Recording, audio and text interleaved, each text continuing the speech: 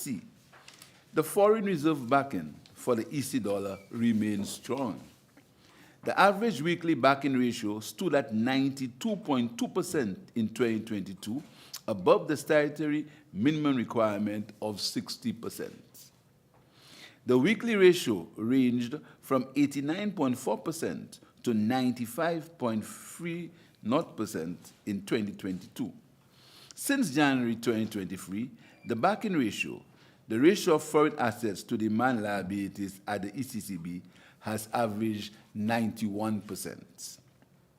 F. ECCB foreign assets at the end of 2022 stood at $5.04 billion. The pre-pandemic 2019 level was $4.58 billion. G.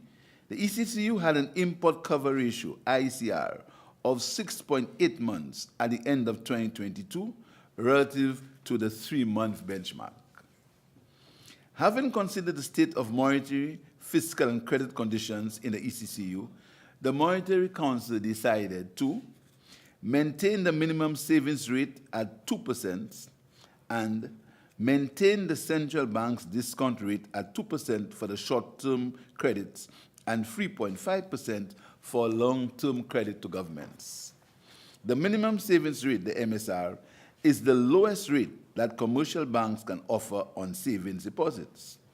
The central bank's discount rate is the rate at which the ECCB lends to governments and commercial banks. Financial stability. The Monetary Council was advised of the following developments in the financial sector. A. Financial system stability brought forward from 2021 was maintained throughout 2022. The banking system remained stable, maintaining ample levels of liquidity and solid levels of capital. Council was also apprised that the number and amount of moratorium loans have continued to trend downwards. As at December 2022, these loans represented just 0.3% of the total portfolio of the ECCU banking sector. This is an important signal from the banking sector, likely reflected improving confidence and diminishing uncertainty around the economic recovery. Council was further apprised that the passage of critical legislation in the ECCU is just about 71% complete, with Antigua and Barbuda and Grenada having passed all the requisite legislation. In furtherance of the Council's expressed support for uniform financial legislation in the ECCU, the Monetary Council urged enactment of the proposed economic recovery from 2021, supported revenue growth in the ECCU, fiscal deficits.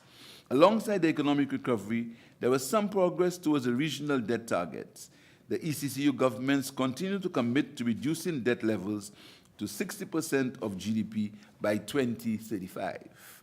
At the end of 2022, the ECCU average was 78%, down from 88% at the end of 2020. Growth and competitiveness.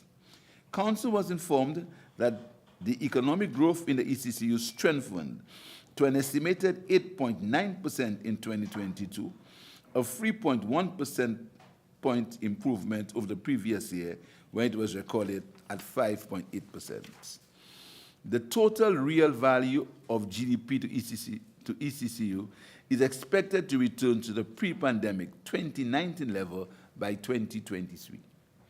Average annual growth in the ECCU of about 5% is projected for 2023 and 2024. That said, this projection is highly dependent on global developments. Economic recovery of the ECCU is being driven by tourism, but ongoing challenges with air connectivity remain a binding constraint to faster recovery. A sustainable recovery and faster progress for all requires strong support for initiatives at the regional level and accelerated implementation of reforms at the national level. Accelerating reforms such as those related to innovation, financial inclusion, energy security, and digital transformation, as well as increased investments in building resilience, is critical. Update on BICO and CLICO issues. Council received an update on the effort by the Baiko judicial manager to deliver an additional payout to Baiko policyholders. Council noted the efforts to secure funds from the government of Barbados to make a payment to CLICO policyholders. Change in chairmanship of the Eastern Caribbean Securities Regulatory Commission, ECSRC. The Monetary Council approved the appointment of Mrs. Lucia Livingston Andel as the chairman of the ECSRC.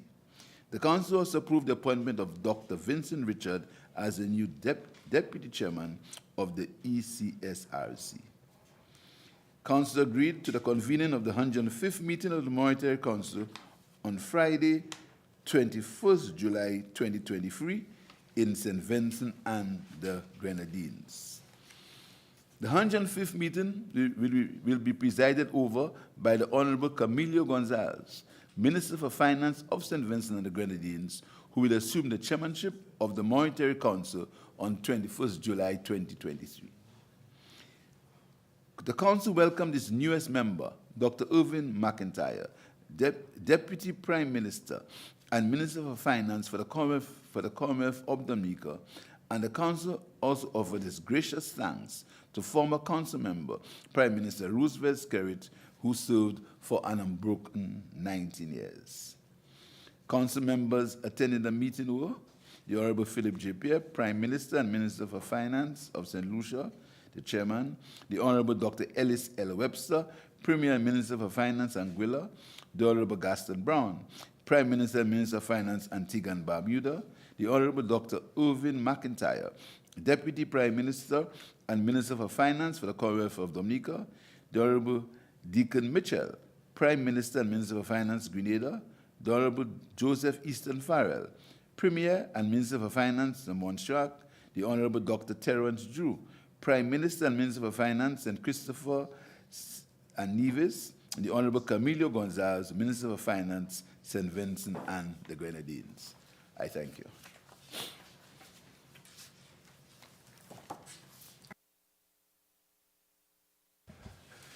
Any questions? The head table.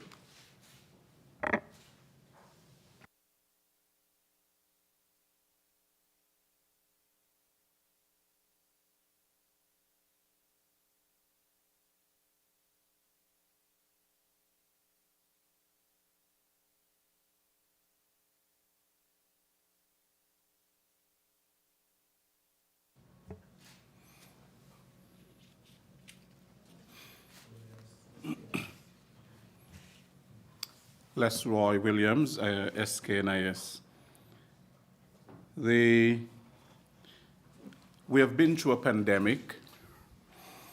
We are hearing about the ongoing war in Ukraine, between Ukraine and Russia. The other exogenous shocks that pose threats to the economy of the ECCU. However, I keep hearing that the ECCU is stable, the banking system in the ECCU is stable, despite all of these exogenous shocks to the economy.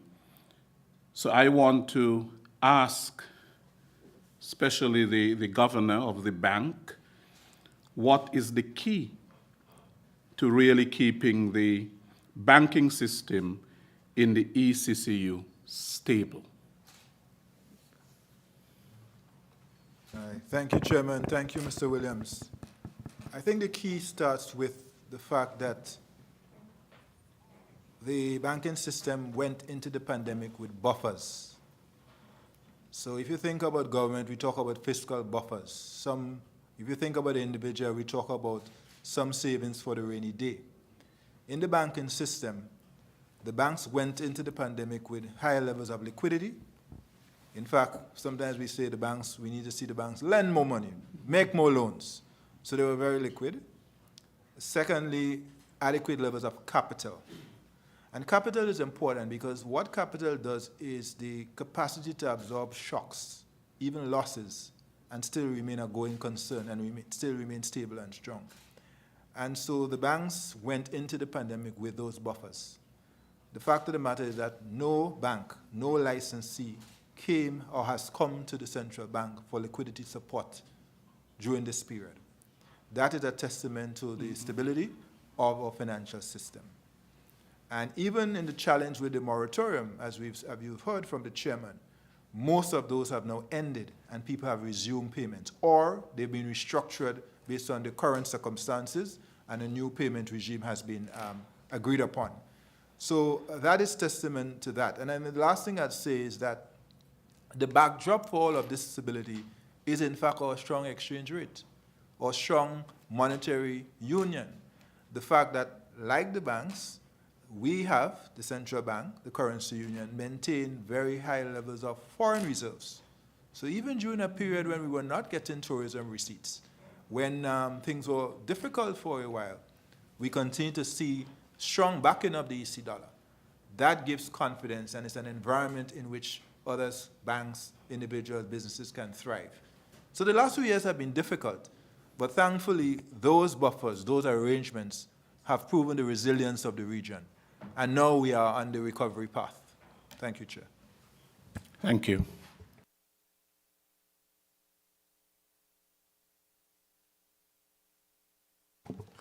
Kevin Brown, WinFM. As it relates to the buffers that you mentioned, God forbid the situation in Ukraine gets worse and we see the international financial markets suffer more from it. How do you imagine our buffers will stand up to that if the situation gets any worse? Where would we stand? Does the EC at the moment have the capacity to stand on its own if the situation gets worse internationally and we suffer as a result? Our foreign assets, the ECCU's foreign assets takes a hit. So because the buffers are strong, people sometimes criticize us for being too conservative, for having too many buffers, or too high a level of reserves. But what they do is, as we say, they act as an insurance policy. The fact of the matter is that the economy is actually recovering. So if you look at our reserves are growing in this period. Tourism is coming back. Our largest source of foreign exchange is, in fact, tourism. So if you look at the back end is actually going back up. At the start of the pandemic, we were just over 100. We came all the way down to around 90. Now, remember the law says minimum 60, so we are well above the legal requirement. But now, today we're at 91. We're starting to see it actually going back up. So I think we're in good shape. One of the things that the central bankers around the world, central banks around the world were very careful to monitor during this period was any stress in the financial system and in any, in the global financial crisis, you had significant credit shocks in the system. We did not see that. Even with high inflation, we have not seen massive credit shock events where you have liquidity dries up and then you have, as you saw with the global financial crisis. So we were in good shape. The one thing that I think both central banks and finance ministries are looking at, and certainly the international financial community, is at debt. Because there is a meeting going on in India, I believe right now, G20, and one of the big discussions really is about the debt levels. Debt levels in the world are the highest they've ever been, on the private sector side and in many governments. A lot of governments borrowed for COVID. And so the concern is that as interest rates rise in this environment, so I've moved off the foreign reserves because that is fine, we'll be fine. But in terms of the bigger question, as interest rates rise, some emerging markets, not so much the ECCU, because we have very limited access to the capital markets, but some of the bigger developing countries are going to come into serious debt difficulties and debt distress because all of a sudden their debt servicing has significantly increased because of higher interest rates. That is something we have to watch very carefully. Just by the way, as the chairman indicated in this report, his statement, the debt to GDP ratio in the currency union is actually coming down. So at the end of 2020, the first year of the pandemic, it rose to 88%, 88. From 66, it jumped to 88. Last year, it came down to 78%. And this year, again, it would fall even further because the growth is coming back. So the reserves are in good shape. The exchange rate regime is stable and strong, but we have to look at the global issues, and that's why I mentioned the debt issue, which is a big concern for the international community. Thank you, Chair. Okay, any more questions? Right. I realize that another question, Chair, that you mentioned in terms of the economic recovery, which is being driven by tourism, as most of our countries in the Eastern Caribbean, in the ECCU, depend upon tourism, but how regional travel is a challenge to that economic recovery. And of course, it is affecting the economy of the ECCU. It's also affecting the Caribbean single market and economy. And I know that recently there was a meeting which our Prime Minister attended with the CDB. I think it was in St. Lucia, was it? And the reason for calling it, if I'm correct, was to deal with that very serious issue of regional travel. So I don't know if there was anything decided at that meeting that can be shared from that meeting. Yes. Right. Thank you very much. I was just recounting with Prime Minister Pierre that we did meet in St. Lucia. As a matter of fact, I think I mentioned that some of us reached late because of interregional travel issues. But at that meeting, I think it was a fruitful discussion, at least to look at what the issues are and recognize it as a serious matter. I would have said then that our own research showed that St. Kitts and Nevis, the largest source of visitors is actually interregional. And so the economy, the growth and recovery was being affected because of interregional travel. And I think then all the prime ministers recognized that, and all recognized that a solution had to be reached. As you know, St. Kitts and Nevis had gone ahead with a private aircraft airline, and we are now expecting our first flight to be, I think, on the 12th of March, which would connect us to two source areas and would help with interregional travel. But there's a lot more work to be done, but I can say that the prime ministers in the region are very, very keen on resolving the matter.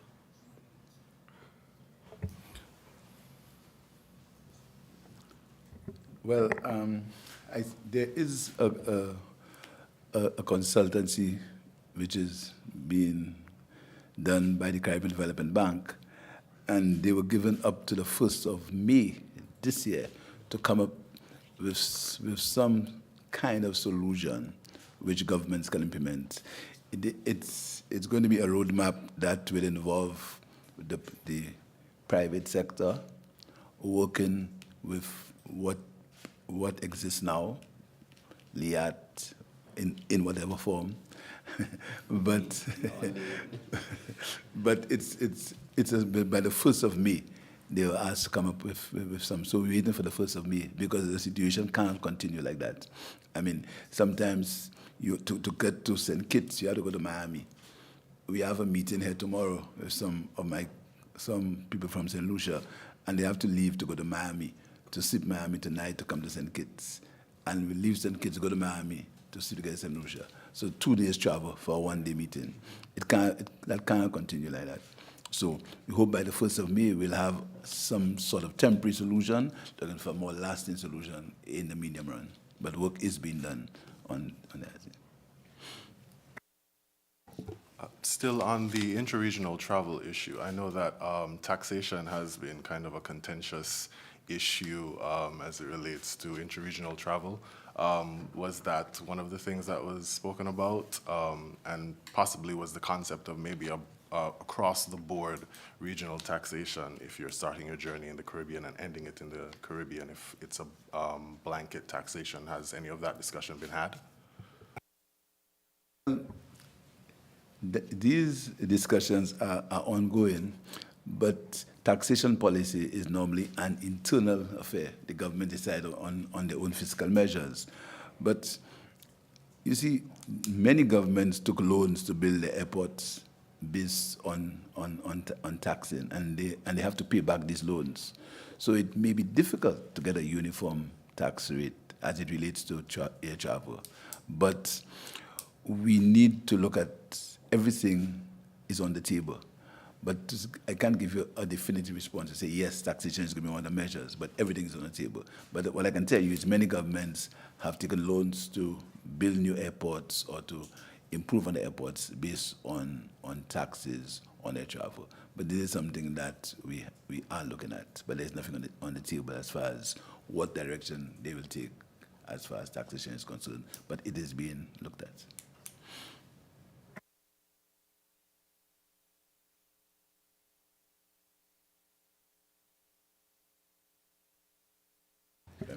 I just wanted to say, I think it's wrapping up now, but I just wanted to reiterate that this is my first meeting as Prime Minister and Minister of Finance of St. Kitts and Nevis, first in-person meeting. And so I wanted to welcome all the other Ministers of Finance and Prime Ministers in whatever capacity to this meeting in St. Kitts. And we were happy to host our members and to show them some St. Kitts Nevis hospitality. And so I want to say to them that, you know, you are well received here, and we look forward to having you again. Thank you very much. And I want to thank the Prime Minister and the governance staff of the ECCB for some wonderful hospitality. I have a few more hours left here. Thank you very much, gentlemen and ladies. Thank you very much. Thank you. Thank you.